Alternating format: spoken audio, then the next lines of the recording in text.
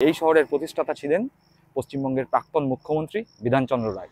মূলত এই মন্দিরে যেই মা কালীর বিগ্রহ রয়েছে সেটি দক্ষিণা কালী। কালী পূজার সঙ্গে সঙ্গে প্রতিদিন এখানে শিবলিঙ্গটিরও পূজা করা হয়।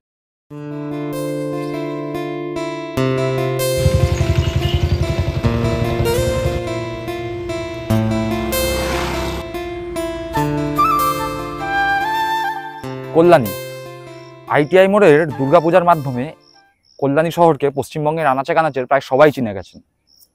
কল্যাণী শিয়ালদাহ থেকে রেলপথে 1 ঘন্টা 10 মিনিটের দূরত্বে অবস্থিত নদিয়া জেলার এই শহর পশ্চিমবঙ্গের অন্যতম বিখ্যাত একটি শহর।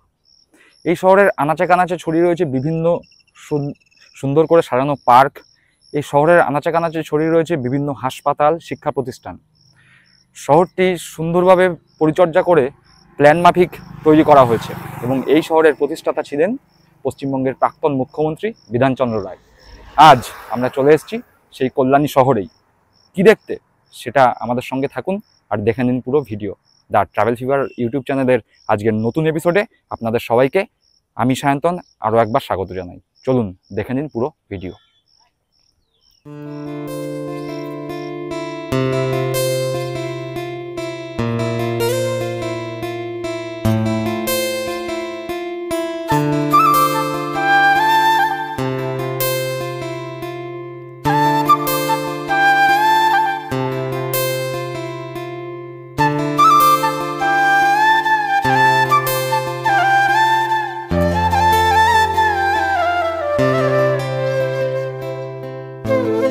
এখন আমরা চলে এসেছি কল্যাণীর কল্যাণেশ্বরী কালী মন্দিরে। এই মন্দিরটি এখনো পর্যন্ত সেভাবে বিখ্যাত হয়নি, হয়তো ইউটিউবেও এর কোনো ভিডিও নেই, আমার ভিডিওটাই হয়তো প্রথম হতে চলেছে। এই মন্দিরটি খুব বেশি বছর 5 হলো তৈরি হয়েছে, আর ফাংশনাল অর্থাৎ পূজা অর্চনা শুরু হয়েছে তার থেকেও কম সময় ধরে। কিন্তু মন্দিরটি অসাধারণভাবে সুন্দর করে সাজানো গোছানো তৈরি এবং শান্ত নিরিবিলি পরিবেশে এই মন্দির।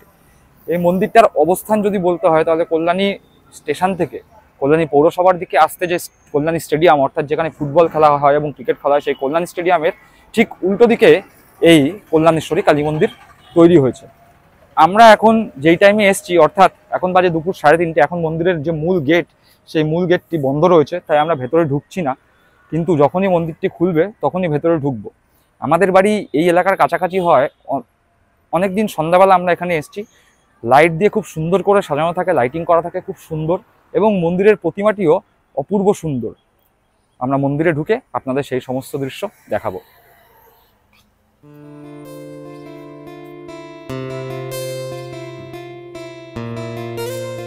মন্দিরে প্রবেশের মুখেই রয়েছে বিশাল একটি তোরণ, এবং এই তোরণের ওপরেই রয়েছে বাবা ভোলানাথের একটি মূর্তি।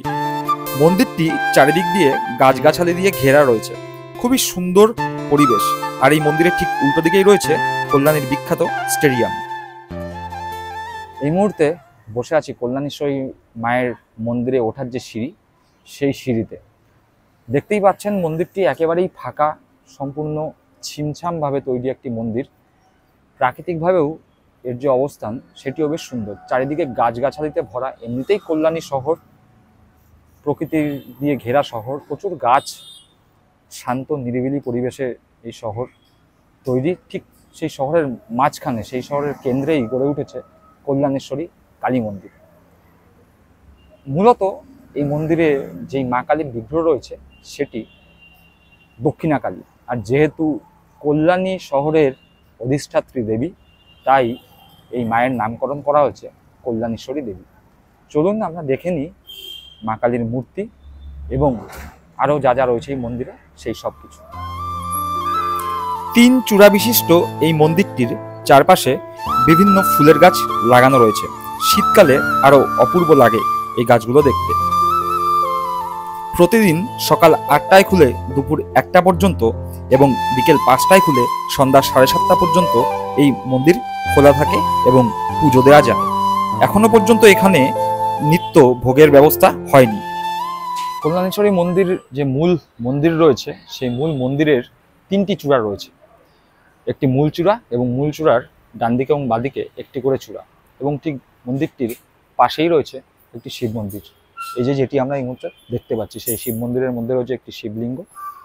কালী পূজার সঙ্গে সঙ্গে প্রতিদিন এখানে শিবলিঙ্গটিরও পূজা করা হয়। যারা দর্শনার্থীরা আসবেন তারা মা কালীর যেরকম দর্শন করতে পারবেন, একই সঙ্গে এই শিব মন্দিরেরও দর্শনও কিন্তু আপনারা সেরে নিতে পারবেন।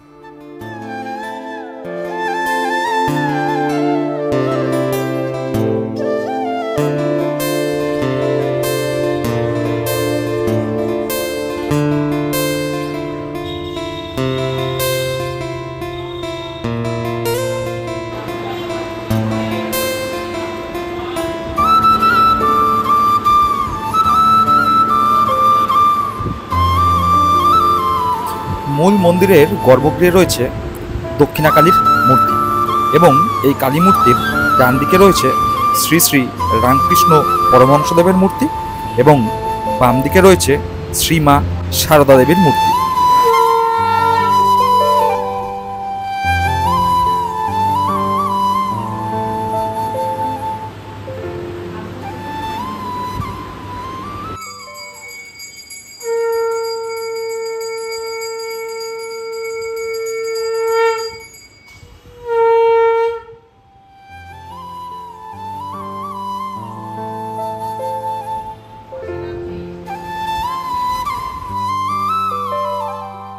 শান্ত নিরিবিলি এই কালী মন্দিরে আসতে গেলে আপনাদের সবার আগে নামতে হবে কল্যাণী স্টেশনে। প্ল্যাটফর্ম থেকে বেরিয়ে টোটো ধরে পৌঁছে যেতে হবে এখানে।